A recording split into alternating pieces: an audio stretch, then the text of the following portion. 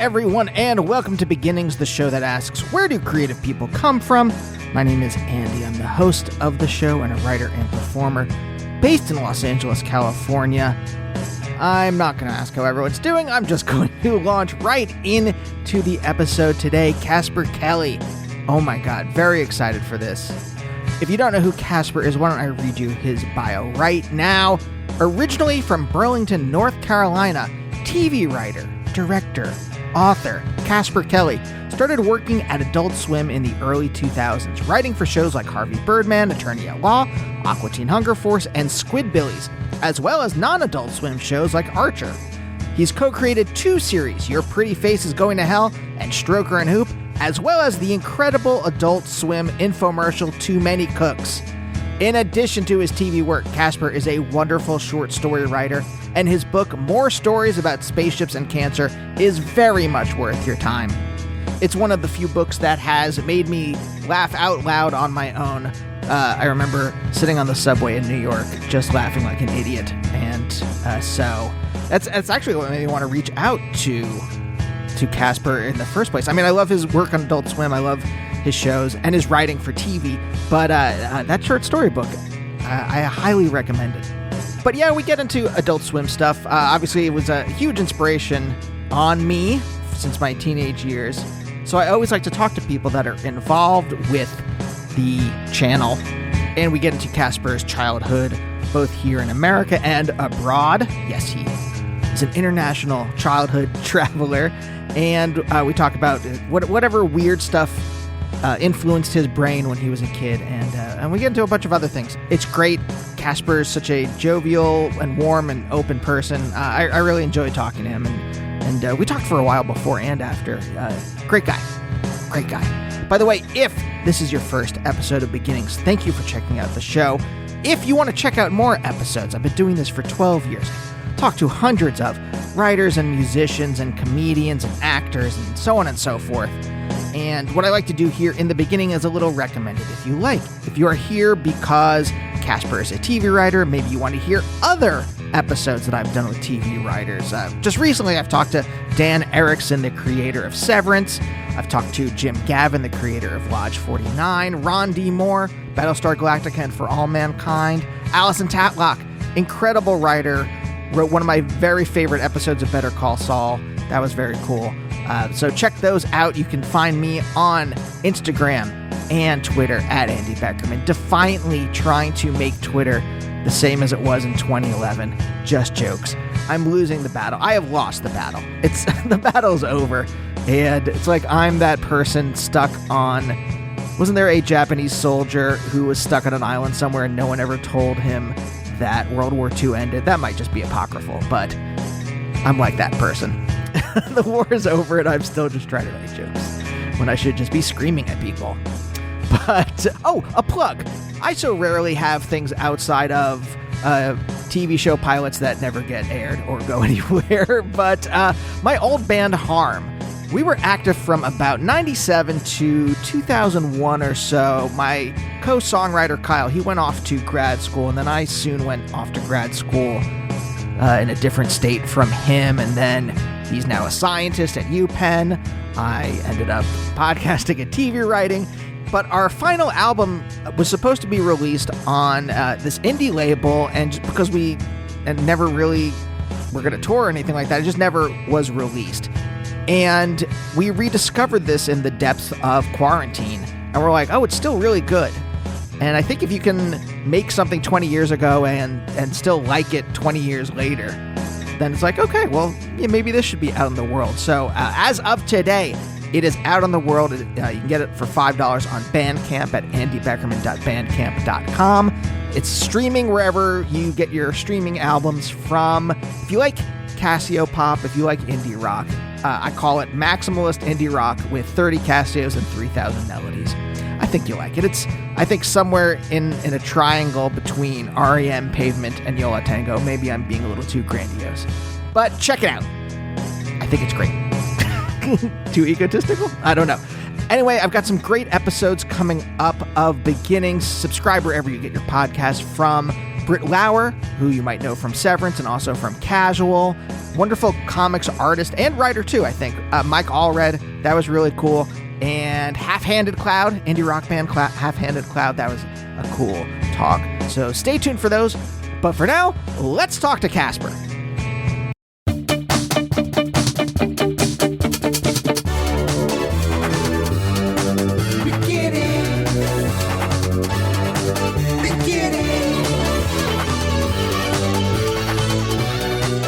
I said before we started this officially that Adult Swim was this kind of like beacon to me when I was in high school, where it's like I didn't see, like Kids in the Hall. There were like certain things that like let me know that I wasn't like a weirdo loner. Like there were other people that were as weird as me, and you weren't alone. Yeah, but it wasn't. There wasn't so much of it that it's like it would. No. It would be like 9 months, and then you would discover some other thing that you would latch onto. It wasn't like constantly coming to you. It was like a big deal. Yeah. Yeah. And I'm wondering, what were those things when you, were you a weird kid? I'm just assuming, I'm projecting this on you based on your writing, but like, were you a weird kid? And then what were those beacons for you when you were younger? Oh, that's a great question. I think I'm a older person. I maybe shouldn't define that specifically, but so I think, oh man, let me think about this. There was a few things. Do you edit this at all or no? I'll cut out pauses. All right. I will be more concise. So let your brain, this is the thing. Let your brain do whatever your brain is going to do. I got really into, sort of Rankin Bass, those Christmas specials like Heat Miser and Freeze Miser. I was heavily into that. I was heavily into Mad Magazine. And then my uncle, who was a hippie, he's a baby boomer, and his room was full of blacklight posters and heavy metal magazine. And I got heavily into that. I mean, as a 9-year-old, the nudity is like, oh my God, and violence and so that was a mind opener. And then the movie Wizards, which I don't know if I love that movie, but it was interesting to see at the time. All were just comics and like older comics, like when Mad Magazine would print they would print like when they used to be a comic book. They used to be a comic book, and they would do these insane parodies before they became a black and white magazine because of the censorship. There was a panic about comics being too violent and sexual. So they brought in the comics code, and that got rid of all the crazy EC comics. So Mad Magazine switched to become a magazine to avoid that, having to have that censorship code on them. So that early stuff was wild to me. Yes. Sorry. No. I think you're slightly older than me. So you're probably a teenager in the 70s, right? No. I was a teenager I was a teenager in the 80s. Oh, you're not that much. You're not that much older than me. So yeah, right. Okay. So you're a kid in the 70s mostly, then, right? Yes. Because I was just listening to Bob Odenkirk's memoir, and he's talking about how Monty Python was so influential to him. And I was thinking, I'm like, when I like Monty Python to me, I was just like, oh, this is nerdy. I don't want to like this was too far for me, even though I was into like, I don't know, weird shit. Like The Tick. I remember The Tick for me, for some reason, I remember that so much when I was in high school because it was like the 90s and the cartoon debuted. And yes. It was like, again, that was like right before Adult Swim. Again, another beacon for me. Yes. But in the 70s, there wasn't like a Monty Python. You were kind of like in this wasteland. Like Kids in the Hall was like mid 80s, late 80s. Mm-hmm. Like there was not a specific comedy thing for you that was like a huge attractor. No, I think Monty Python was the 70s. Their show was the 70s, I think. And then Holy Grail was, I think was late 70s. You'll have to have your fact checkers check that. But you know what? The show is all vibes. I was a little kid. When you're a little kid, I was a little kid in the 70s. So when you're a little kid, everything is weird. Like, I'll get obsessed with a Palmolive commercial. Why is she soaking her hands in a Palmolive solution? So no, I don't think it was a wasteland at all. I think it was a golden time. Like it was, with TV. Like the Star Trek cartoon came on, and I was very young. I might have been like 3 or 4, and I latched onto that, and then it just went away. It was canceled, and there's no way for me to watch it at all. It could just live in half remembered dreams in my mind, because they had this thing called the holodeck, which just excited my brain. But there was no way to access it. There was no internet. It wasn't going to be in a library, information about it. It just was gone. Like you could flip through the TV guide all you wanted. It's not in there anymore. It was canceled. I don't know. So, I don't know. The 70s is like I didn't watch all this stuff, but it's probably my favorite time for movies. To think that like Star Wars and Eraserhead were coming out the same year, and The Exorcist. I thought it was a great time. So, there's a lot of weirdness. Underground comics. I remember flipping through a Robert Crumb book in like a Mall Walden Books, really? And seeing a woman with a cleaver about to cut off a man's penis, and I'm like, well, this is something you don't see every day. This is different than Richie Rich. This is something that I'm looking at. So, yeah. So, okay, is this nudging you in any certain direction, or is it just like, are you self-aware, I guess? Do you feel weird? Do you feel alienated? Or just having all this stuff around you kind of make you feel normal in a way that, like, I'm saying this as in my experience, I didn't feel that normal. Okay. All right. This is an embarrassing story, which I can't believe it's embarrassing to me. It may not be embarrassing in the hearing of it, but it's very embarrassing to me. But I think I was very naive and sheltered by my parents. My parents are very cool and loving and accepting. So I just had a lot of self-acceptance. So it wasn't until I hit the buzzsaw of my peers in middle school that I really realized, oh, I am weird. And I think one example was it was later than I want to admit. Let me just say it was probably the 7th grade. It's far too late for this to occur. But in art class, we got these tools to sort of chisel designs in these leather wallets. We would make these leather wallets, everybody in the class. And I made one that was a bunch of superheroes, and it just said, I love comics across just unironically, just across the wallet.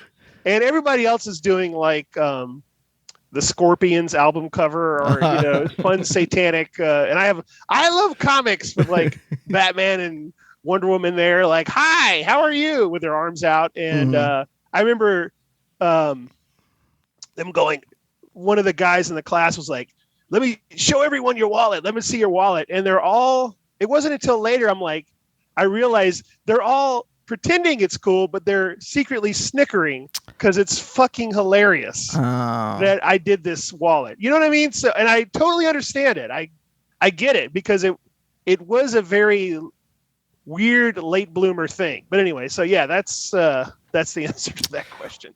Well, let me tell you about something. In 12th grade, I had an independent study in science because I had gone through AP chemistry and I didn't have anything else to do. So I would like sit in the chemistry teacher was teaching a course at the time, but she was like, you know what, just sit in the chemical room and read. And I read like Stephen Jay Gould. I read a lot about evolution and a bunch of other stuff. But half the time I would just leave and go down to the art room where my friend Josh was taking art. And for some reason, they just let me hang out in there and let me do stuff if they were making things. They made a mug. So I made a tick mug. This is 12th grade. This is yours was 7th grade. I was 17, maybe 18 at this time, making a mug that looked like the tick's face. And I made a little antenna that stuck out from the top. So if you were embarrassed about that in 7th grade, I was not embarrassed about that in 12th grade. almost going into college at this point. But isn't it weird that that is so turned around that now if you say you don't like the Tick, you're the pariah then. Like now comics are such in the center of our culture. It's like a religion. Like if you just say I don't really like comics, I just like to play football, it's like, oh, you're a terrible person. You know what I mean? It's the opposite. And in fact, I was talking to a friend that they should remake Revenge of the Nerds, where it's just the straight jocks that are the pariahs who are like, we're gonna get back. But yeah, it was weird. Yeah, it's fascinating because I don't know if this is true in general, but I think it is true that women were sort of dissuaded. I think women are like teenage girls were sort of either not into that shit or dissuaded from it in large part. There were a few that were cool that were into that stuff, but not many. And so that just made it more weird. Like you're into something that is women are not into at all. So it's almost annoying now that and for example, like in animation, I've worked in animation a long time. And when I started, an animation studio would be like 99% guys. Now it's like 50-50. And women are into everything, all that stuff we're into. And it's frustrating. That would have been fun in high school to have that, where women were into the same things you were. I mean, that's a bit of an exaggeration. There were cool women who exposed me to so many cool things, especially like making mixtapes and with cool songs. But it was still like comics. I don't know if I know any woman that read comics, maybe. But anyway. Right. I know what you're saying, that it was so oddly gendered at the time that I think that added an extra sheen of weirdness to it in a way that like it isn't gendered today. Yes. And I think the 80s in particular was very oriented towards, there's a blonde cheerleader ideal, there's a sort of a male ideal, there a jock ideal or a geek. There's these archetypes, which growing up, you kind of think, well, these are just the archetypes of human nature. This is just built into our DNA. But now the culture has changed enough where I'm like, no, it was just, that was what was going on at the time. That was how people interpreted society at that time. And it was also a very highly sexed time, which I think is less so now. Oh, 100%. So by the time so you had like the Breakfast Club as this kind of like ideal archetype, right? By the time I was in high school in the 90s, not only had the AIDS epidemic destroyed any kind of like cultural horniness, but that there was also, I think those archetypes had exhausted themselves, because like I had friends that were on the football team and I had friends that were like absolute like weird, I don't even know what you call them. It was like metalheads or things like that. So like, I think all those like barriers had started to break down for, I don't know why, culturally. 90s were kind of a, I don't know, a time of ennui, it seems, in the United States. Yes. But it also like, two other memories. I don't know why I'm bringing this up, but in terms of sexuality, that is I have two daughters that are in high school. It's very different than their experience. Although, I mean, I don't mean to overpaint it. I mean, there's sexuality now, of course. But when I was a little kid, I went to some church function, like a fundraiser where they had like a tarot reader and just various fun things. And they had like a kissing booth with like high school girls, and you could pay $1 and kiss a high school girl, and just people would line. And that was just a thing. And then like in middle school, I went on a spring break ski trip, a school sponsored one.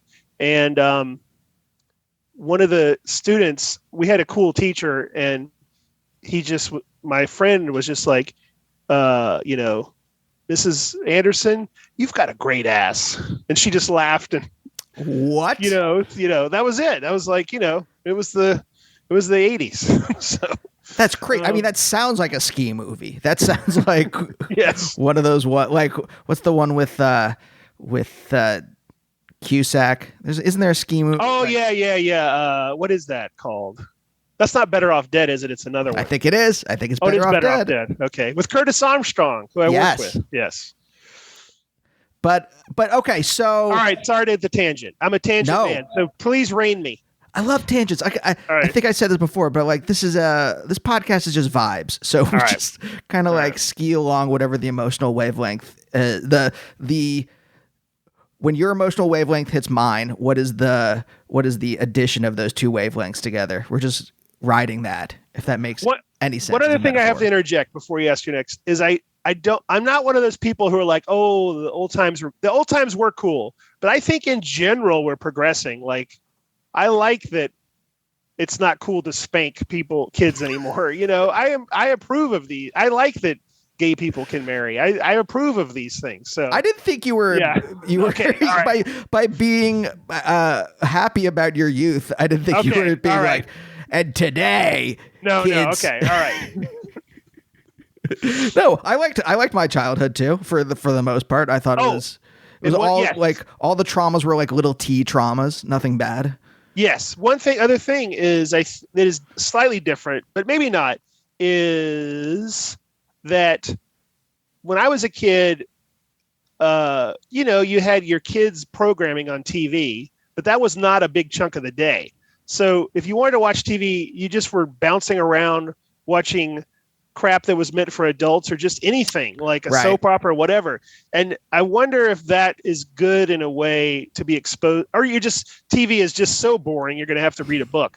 But I wonder if that's interesting versus now where kids growing up have enough content tailored specifically to them and their age for their entire youth. Like they would have no need to branch beyond it if they didn't want to. I think there might be an advantage to being exposed to things that you're not the demo for. Yeah. To kind of just broaden your interests. I don't know. Well, it makes you feel a little bit like a man out of time, because I remember a couple things. One, if I would go to my grandmother's house, like if I was sick or there was like an in-service day, because both my parents worked, they would stick me with my grandmother and we would watch As the World Turns. I remember they packaged a bunch of Johnny Carson sketches and would play them. There was like a half hour in the afternoon where they would just play Johnny Carson sketches. So like those are some of my reference points, are like Johnny Carson things that no one else my age knows about, because by the time anyone was watching late night, it was Conan by that point. We only know Johnny Carson from maybe Dana Carvey doing Johnny Carson on SNL. And then the other thing is there were shows like Animaniacs that were making, and The Simpsons too, made references to the last 40, 50 years of culture. So I picked up all of those cultural references. Yes, it's sort of like Mad Magazine. And Mad Magazine, yes. Yeah, but like Mad Magazine would parody movies that I hadn't seen. But you're right, the Simpsons, for example, Krusty the Clown, you didn't grow up with the local host that showed cartoons. That wasn't a thing when you grew up, but you get it. You absorb it through osmosis through Krusty the Clown. Yeah, I was maybe the end of that. There was a show, Mario Cantone, the comic and actor, hosted a show in New Jersey that was like one of those things, and where they would show cartoons and things like that. And that was that was when I was a child, and that was the end of it, I think. And then it it evaporated after that. But did you feel like a person out of time because you were getting these references from like Mad Magazine? Like my dad would say things like, how do you know that reference? Because I've never seen Casablanca. I saw it in like college, like in a film class, but like I would reference Casablanca and my dad's like, how do you know that? How do you know whatever? I know Play It Again, Sam isn't in there, but that's the only thing I can think of that's even close to Casablanca. That's a good movie. I like both. I love Casablanca. I don't know. I just felt like a weirdo. I don't know if I felt out of time. I was attracted to older stuff like comics from before I was born. Really bad comics. Like there was one called Inferior 5, which was DC's attempt at comedy, and all the superheroes had like very bad powers. Like one was the blimp, and he could just float above things, but he couldn't really do anything. So I guess so in a way. Yeah, I guess so. I wasn't wearing Vans and skateboarding, so yeah, I guess I was a man out of time. I mean, what was considered when you were in high school? Like, what was the stuff that was considered cool? Not like necessarily like football or whatever, but like, I mean, in my mind, if you were like a cool alternative kid, you were listening to like REM or the Pixies or something like that. Okay, that was my college. That was college. I got huge into REM and the Pixies. So yes, Okay. I was central casting. In fact, yeah, went and saw the Pixies in one of their early shows. But in high school, grew up in North Carolina, so it was very much like Bon Jovi, Van Halen, Led Zeppelin. Which I like Led Zeppelin. I like all of them to a degree, but yeah. So it wasn't until college that I kind of I discovered alternative, and really gravitated towards that. So what was North Carolina like when you're growing up? Burlington, right? Yeah. Well, Burlington, and then I moved to Saudi Arabia for 5 years in middle school. Yes, I lived in Saudi Arabia.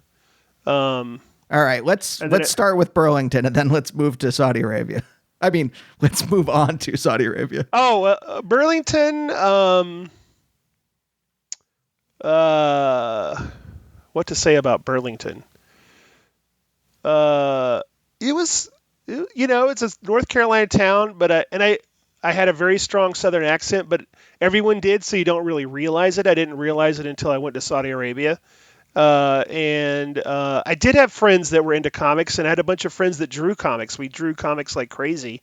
And I had a terrible one called, excuse me, Soap Man, where he was slick like wet soap, so he could slide, and he could also shoot soap suds. And everyone who saw it would laugh at how stupid it was, and I was very serious about it, and I was it's a good superhero. He can slide and he can shoot soap and put soap in people's eyes so they can't see. It's a very good power. But I guess that's where my comedy is. It's just unintentionally stupid. I remember I made a comic. It was a clown, and it had instead of having claws like Wolverine, its fingers were claws, like I guess Lady Deathstrike. If we're gonna really go into deep X-Men continuity, and it was a clown, so they worked at a circus, and I don't know what they did with the claws. Do they have a name? What was her name? I can't remember. I just remember the drawing when you were saying that. It like popped into my head where I'm just like, oh yeah, I did a lot of stuff like that too. It's like I could tell you if you want to know. It's at my parents' house in my old room in a kind of like accordion folder on the very top of a desk somewhere. That's awesome. So, and I had another superhero that had a frisbee that blades would pop out, which I later saw in a David Sedaris movie, Hard Ticket. I think it's Hard Ticket to Hawaii. But anyway, yes. And then I moved to Saudi Arabia. My dad is an engineer, or he's retired. He was an engineer. So they were building airports and construction in Riyadh and Jeddah. And that was a really great time. It was very eye-opening. Once you're over there, and you have summer vacation, it's not a big deal to travel to Europe or Africa or Asia because it's kind of all not that distant. So yeah, it was a great experience. I mean, do you mind if I pry it apart a little more? No, of course, please. Were you bummed at first when you had to move? Like, did you have a lot of friends that you were going to miss or family or whatever? Like, what was that first feeling when you found out you were moving to not just another state, another country, halfway across the world? I did have friends, and we did stay in touch. We wrote letters. I don't know if I was bummed about that. I think I was kind of excited. I don't know how far ahead I was thinking. I was kind of thinking, oh, I get to go on an airplane, and they're going to have this, or I I think I was kind of into it. I think, just going on an airplane, was interesting. Having a layover in London and then going to Saudi Arabia. Like, were you an adventurous kid in general? Would you explore around Burlington? Whatever the boundaries are your parents set. I think I'm fairly cowardly, but I'm ambitious in what I want to experience, so I have to fight that constantly. I'm very cowardly, but I just have to fight it. Yeah, I get that. I'm a very conflicted person. My brain is always sending me two different signals that I just have to deal with. I'm very jealous of people that are just they have one thing they want. They just have a flow to them. I'm always like, I don't know, this or this, So, but yeah, I think I wanted adventures, so I just tried to force myself to do it. Though I wasn't naturally suited to it. It's sort of like directing. I don't think I'm naturally suited to be a director, but I want to do it. I want to sort of make an image in my head, a thing on a piece of film or TV. It's so thrilling. Like if you think up a set and then people build the set and you've thought up this character and they've built a costume based on words you wrote. It's very thrilling, but it's also extremely stressful because you're there and they want you to make decisions on the fly. And I'm really more of a writer where I like to just take 2 months to sort of noodle around on things. I'm not naturally suited to, yes, you do this and this is what, anyway. Yeah. But actually that's what I like about directing. I haven't done it. I've been paid to make videos and things like that, but I haven't done it on like that, the level you have. But I like that you go in with a plan and then you have to just make decisions, that there isn't a lot of time to kind of like dither and hem and haw, that, when I'm talking to someone, even after I say something, I will then my brain will go like, well, is that true? And then I could be in the middle of a sentence and my brain will be like, I don't know if that's true. And then undercut it like halfway through saying a sentence and then be like, well, maybe it's actually this other thing, but when you are but like with directing or something like that, you're forced to just kind of, all right, I have to make this decision. Something has to happen. So I'm just going to make this decision and I'm going to follow my gut and, the best advice I have on what the right decision is and just go with it. I like that because the rest of my life is more than two, usually conflicting ideas coming at me at once. I understand that, but I much more prefer, I do like directing, don't get me wrong, but editing to me is much more fun in the sense, I love them both, but editing, you can really try every permutation. All right, let's try that other take with this thing. Let's try you can really explore every possibility with, and also with directing, it's a little bit of stress of just dealing with other people's passions and personalities. You want them to bring their best work, but then when you disagree with something, like if they worked really hard on this prop they love and it's just wrong, it's stressful to have to tell them that. But that's part of a skill you learn, But relationships are very important. Like I've learned that, like, don't burn relationships. Like, treat people well and they'll treat you well.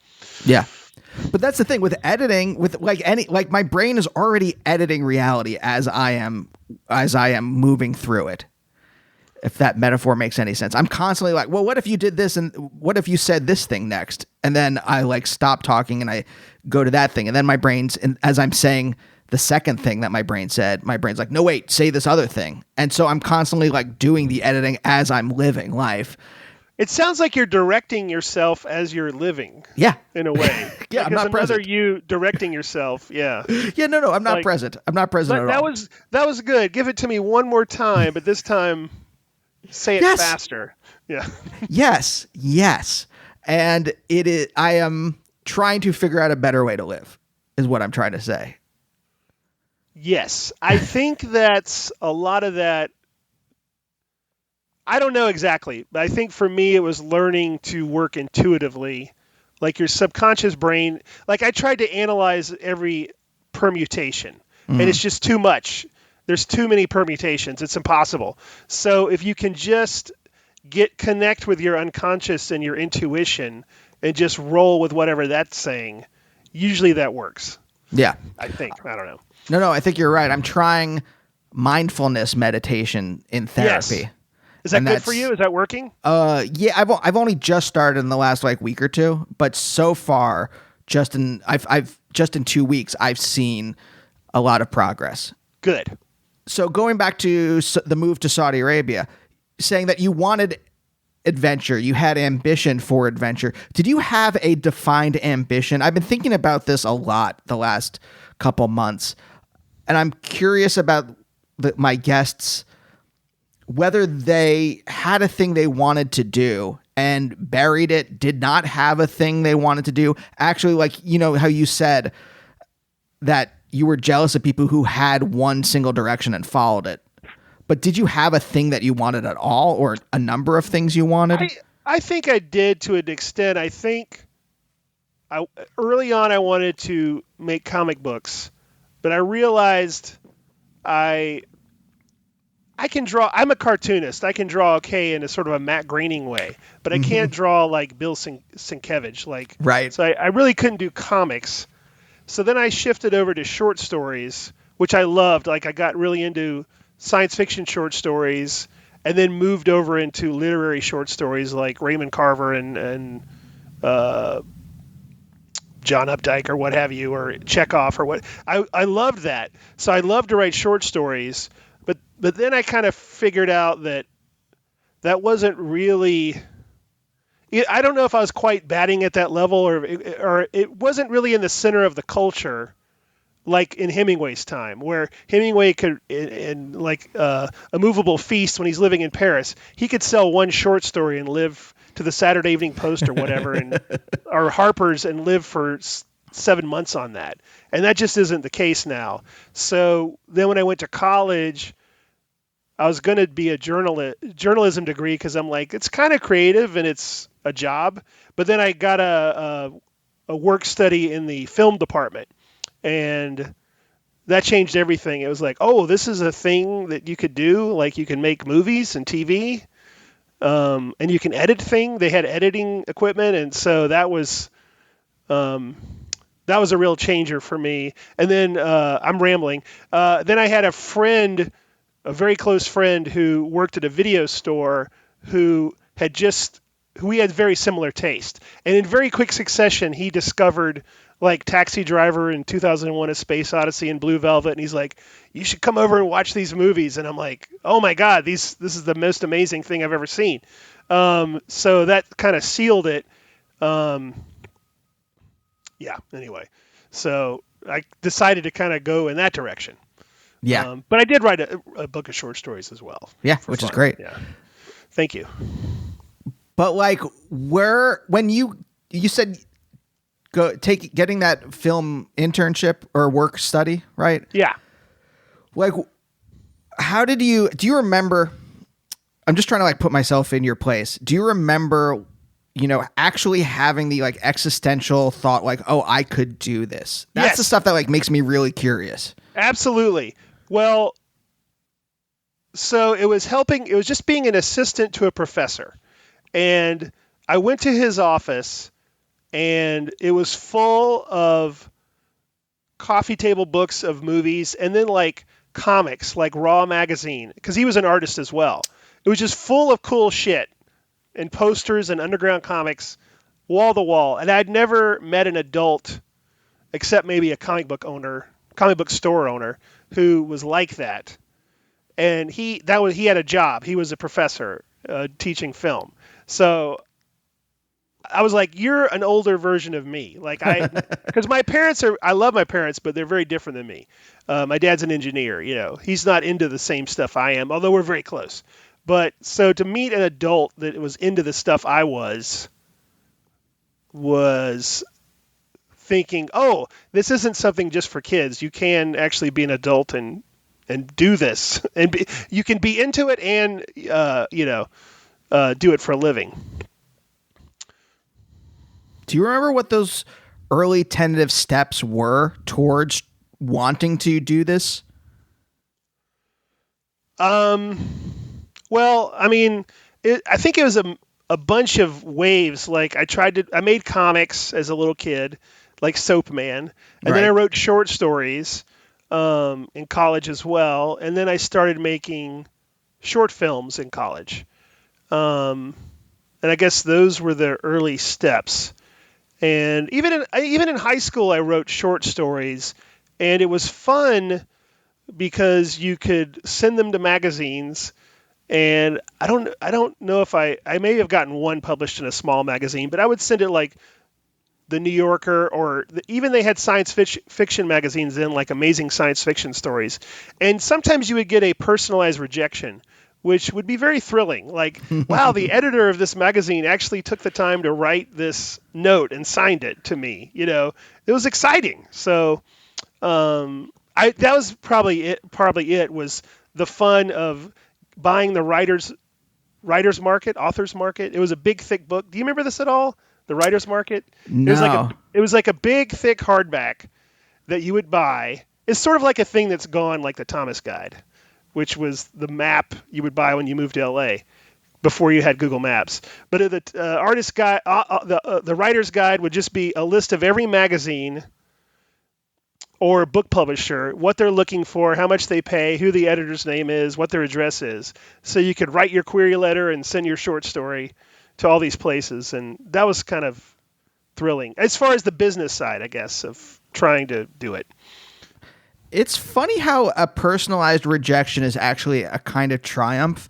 I remember when I started at UCB, my writing partner at the time and we put on this musical. It was an insane musical, but the artistic director hated it, but had a meeting with us, and he's like, I hate this, but I like your sense of humor, and I like, what you're trying to do. And that encouragement kept me going for years until I was able to get a professional job eventually. Yes. But yes. Yeah. It's first of all interacting with someone that you look up to or as a hero.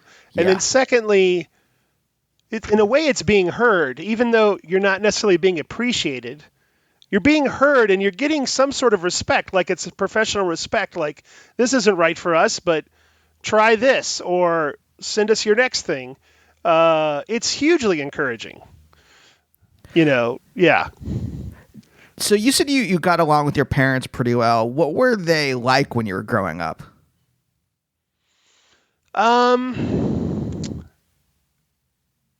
Oh, they're really great. My dad is real. He grew up in North Georgia, where they shot Deliverance.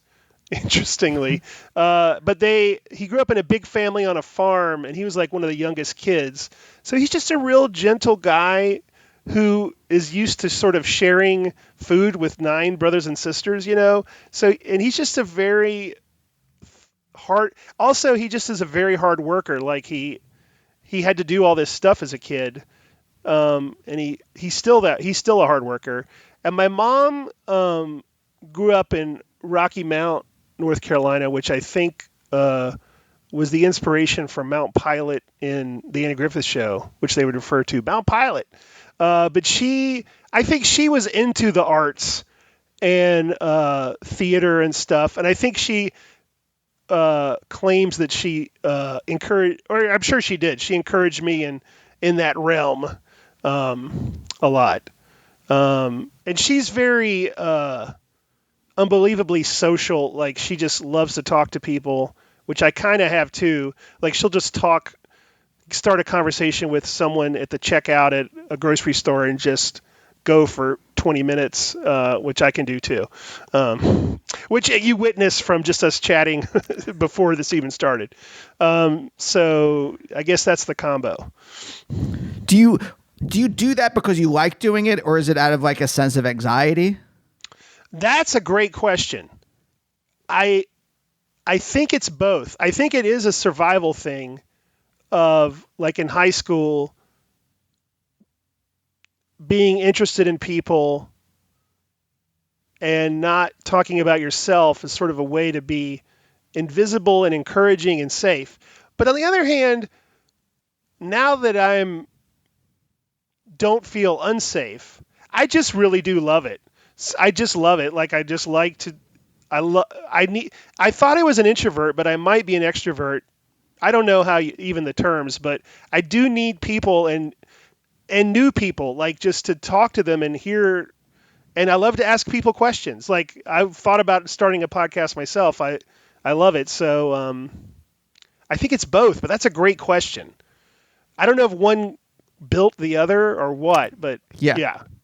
I think it's How mutually do you feel reinforcing. What about you for on me. that front? Because you obviously got it.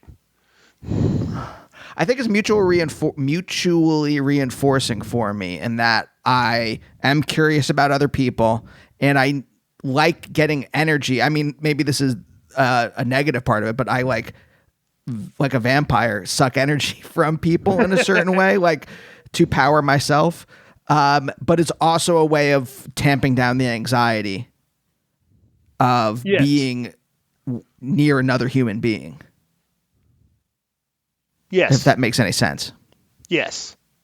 But are you a person that can happily spend a couple of days by yourself? Yes. And just doing projects? Yeah, me too. Yes. But I also then realize, then my wife will say something like, don't you want to see any of your friends? And I'm like, oh, right. And then I see them, then I go to we get lunch or something like that. And I feel energy afterwards where I had been kind of just like in a low energy mode, kind of moving through whatever I've been doing, writing or editing podcasts or whatever. Yes. And talking about anxiety, I think I did have it hard, but didn't really realize it and just dealt with it. And you just develop various intuitive tricks to do, like work insanely hard on homework. It was something I would do. Mm-hmm. But then I remember when I first tried alcohol, and I was like, oh, this feels great. And is this how everybody else feels normally? Like, this is amazing. Yeah. That's funny because when I started drinking in college, I was a good little boy and I didn't drink until I was 21. But when I started drinking in college, it didn't quell that. The voice was still in my head of like, hey, you're kind of weird. I mean, it wouldn't say that. It wasn't those words. It was more just like a vibe in my brain. But it never quieted that vibe. So I was just like, I don't need this. It's not helping me. It's not doing the thing it should. It did for me. It totally removed this feeling. I guess before that, I would have a feeling that just people in general are looking at me with a very slight feeling of contempt. And when I had alcohol, that just totally went away. Uh-huh. And I was like, oh, they don't feel any contempt for me. And that freed me up to just go talk to them and so on. It was the best feeling ever. But I don't know how accurate it was. Maybe they did feel contempt, especially after I'd been drinking. But anyway. My version was just a survival technique because, so I don't know if you've ever been to UCB Chelsea, but basically the performers would all stand in the back left of the theater because we all got in free. And so you weren't allowed to take up a seat for a paying customer. And in between shows or whatever, after a blackout or something like that, people would talk. But this is the early days of doing comedy. And the things that they would talk about were what are you working on? Which is, I mean, I hate that now. I hate people asking me that now. And I try not to ask other people that now. But especially then it was annoying because I don't know, a sketch show for this stage that, a couple hundred people might see. It wasn't it wasn't an interesting question then. So I started asking people deeper questions oh, how are you feeling? And because I didn't want to talk about it made me anxious to talk about this career that I desperately wanted. And these beginning stages of it were so fraught with anxiety of will I make it or will I fail and then have to figure out a new thing for me. And so I just started asking these other questions. That's what kind of got me off on that path. I think that I think when people ask you what you're working on in your career, that sometimes, a lot of times, can be a way that they're kind of figuring out where you are in the career status game, the totem pole that they're trying to create. Um, but once you, now that I'm kind of older and that's not as big of a deal anymore, I do find what people are working on interesting. Like I like to, when I meet like my daughter's friends' parents, it's fun to ask what they're doing, and it's very far afield from what I do, and kind of bore down into what it's like. Like I have one of my daughter's friends, her dad works as a lawyer for the Koch brothers, those conservative guys.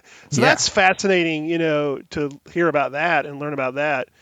And I don't know why I'm going on this damn tangent, but he's very liberal, but he will defend the Koch brothers in some ways. For example, he claims that, I won't say he claims, he says that that they are very good about hiring people that have a jail record in the past. They stopped asking, "Have you committed a felony?"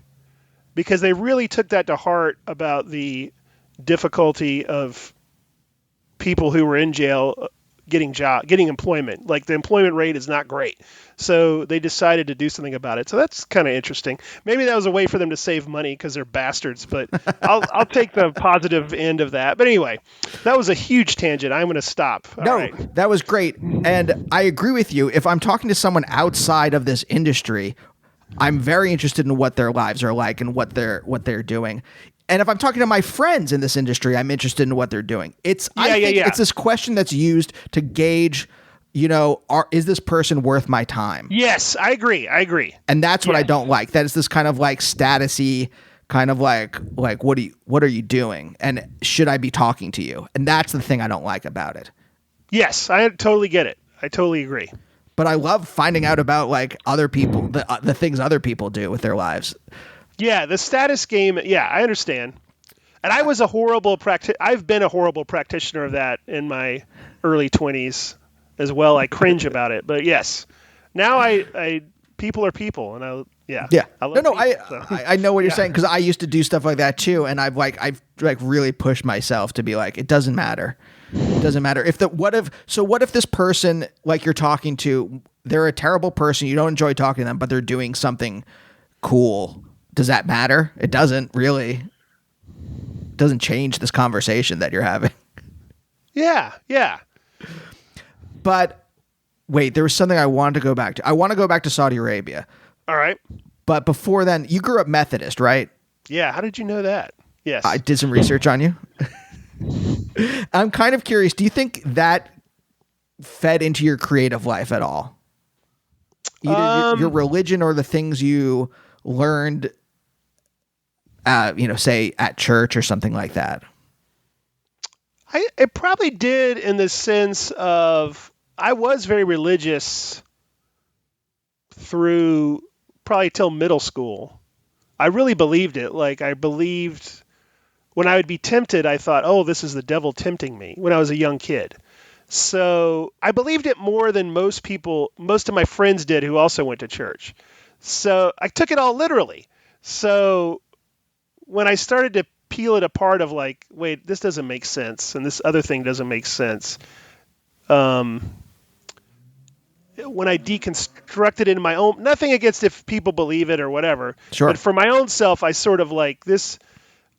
I mean, one time at a family reunion, I had a drunk uncle just talking about how, does anyone really deserve to go to hell, even like Hitler? Like, hell is eternal, so if he burns 1 billion years for each person he harmed, is that not enough? Like, because that's just a drop in the bucket. Like it's eternity. That's nothing. That's like a second. Right. You've still got eternity ahead of you.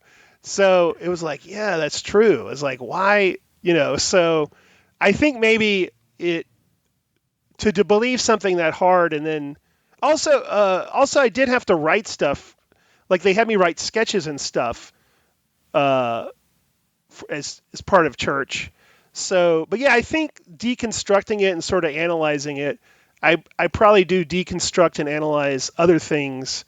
It's probably one of my approaches to a lot of my work is sort of a reaction to genres and so forth. So I could see that is partly at play there.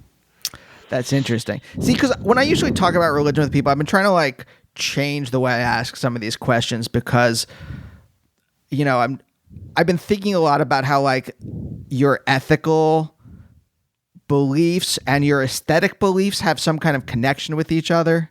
And I think that's really interesting that some of the ways that you start to think logically about the world coming out of your religious beliefs then play into the way that you deconstruct things creatively. Possibly, yes. Yes. I thought I had a point there.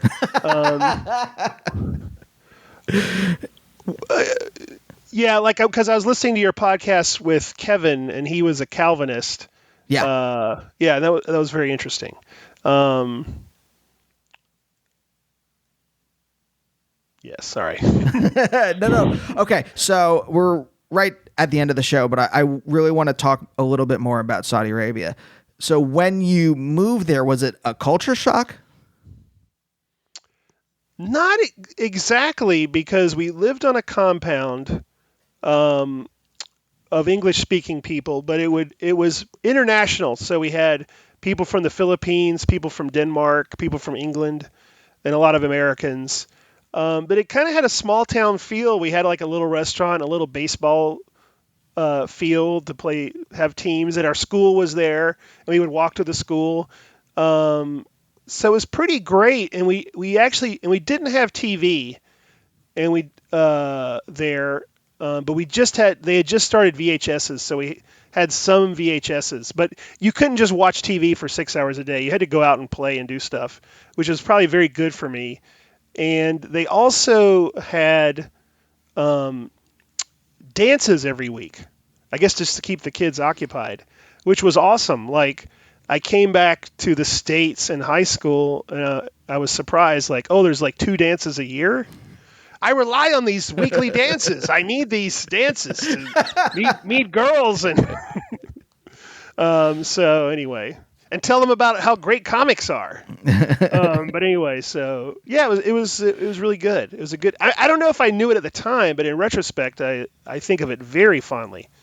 And just being exposed also to Middle Eastern culture, which we were kind of sheltered from, but you still are exposed to it. Like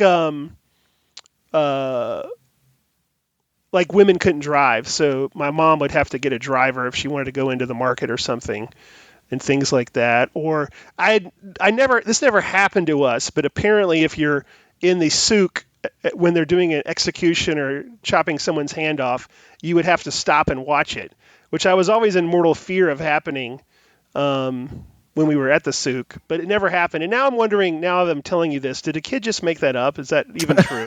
So anyway. Like they were trying to trick like the American kids into believing this stuff? Yeah. Well, it was another American kid telling me that. Yeah. But yeah, so, but yeah, it was a great experience.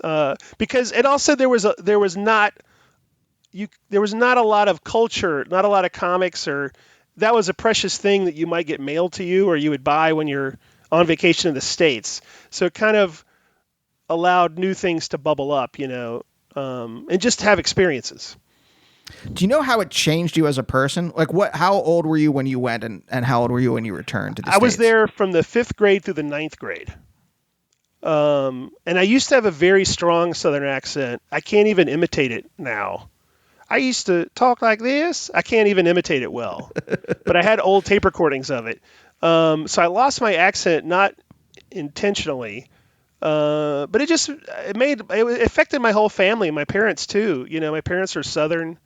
They were always liberal, but it made us more worldly, I guess, and more sort of open-minded. I guess my parents were always pretty open-minded, but we had friends that were a gay couple there. It just made us more open-minded. I guess it just told us there was a whole world out there rather than whatever town we were in, Mm-hmm. Do you think it affected your ambition at all?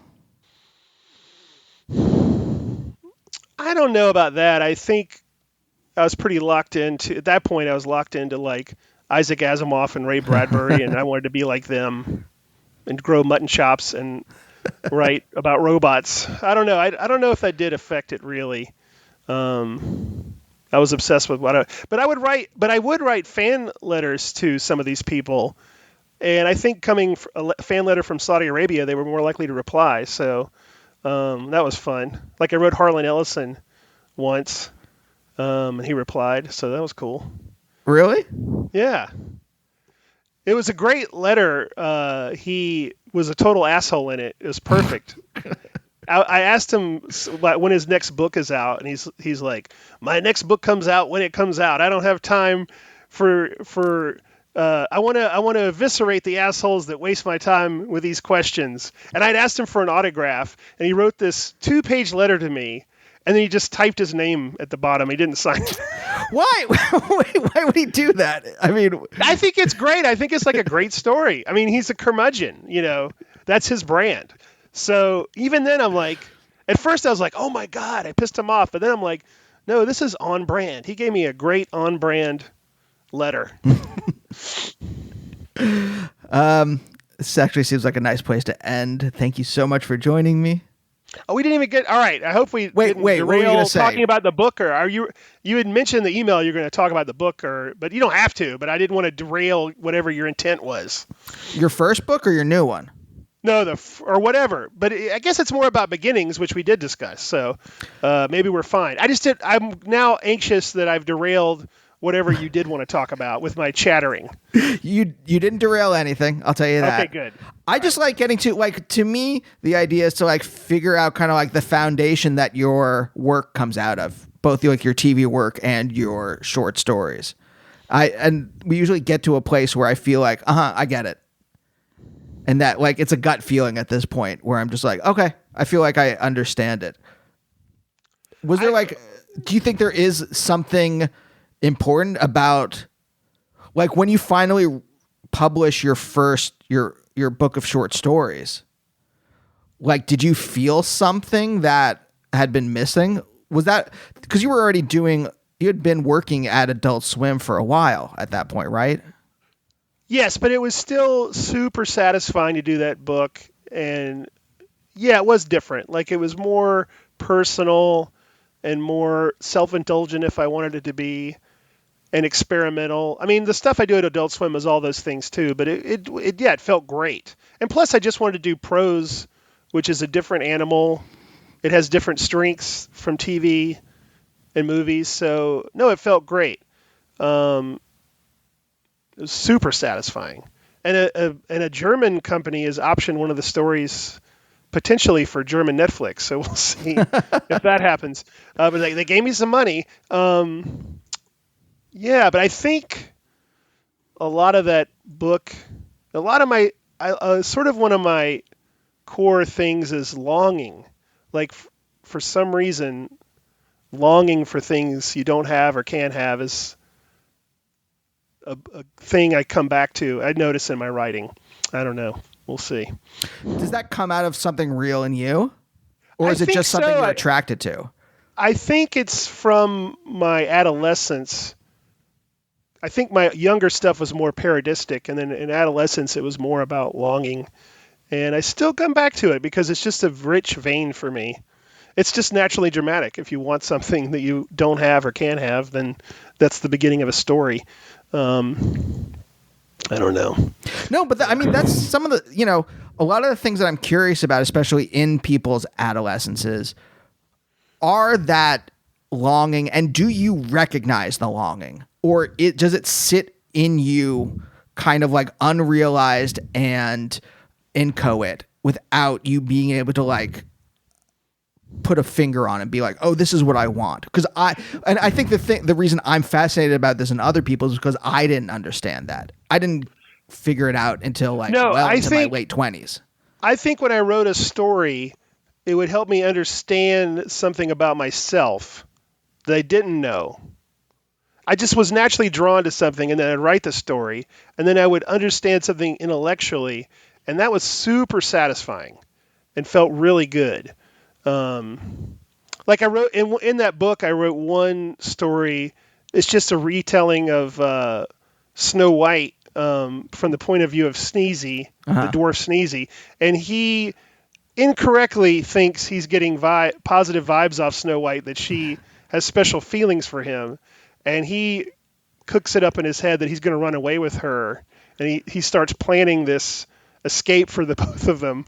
And I loved writing every second of that. It felt really good. I loved it. It made me laugh, and also it's just fun to reinterpret a established work of art. But and it ends with him Sneezy, when she's put to sleep by the apple, he's kissing her because he thinks he's the one true love to awaken her, which now brings up a whole bunch of other issues of consent. But putting that aside, he's kissing her and she's not waking up, and then you hear the prince on the horse coming behind him, and that just made me laugh. I don't know, it's very satisfying. It made me understand something about myself, I guess. I don't know, but that's the thing. That's why I asked about like when you had that the film work study thing, because then everything, it seems like that's when everything came into focus for you. And that's the stuff that like is really interesting to me about, like, you had all these kind of like little bits and pieces in your life that suddenly this one experience, like a prism, like they all go through and it focuses it in a way. I don't even know if that metaphor makes sense. I don't know. I don't know if that's quite right. I think that a lot of stuff was coming out of me already in short stories, and I did a comic strip and a comic, but that was like, oh, here's another medium that's like a more popular medium at the time, and still, I guess, that here's another medium to go through. So that was really more that revelation. I was already making a bunch of stuff, but it was like, oh, now you can do it in this medium as well. Was there a feeling like you wanted to do this professionally for a living? Oh, yeah. Yes. First I wanted to be a short story writer, but then I realized that's hard. I mean, there aren't many people that do that. Right. You really have to write novels, and even then most people teach. So, yes. And I'm sure I was thinking of like the Coen brothers and David Lynch, and yeah, people are doing this. They're making a living. There's only like 15 of them, but maybe there's more. But anyway, yeah, it's still a threading a needle. But I guess I did it. I guess I'm making a living at it, so it worked. Well, thank you for joining me. Yes, thank you very much. And we'll see you next time. Bye. Bye, oh bye, oh bye, oh bye, oh bye, oh bye, oh bye.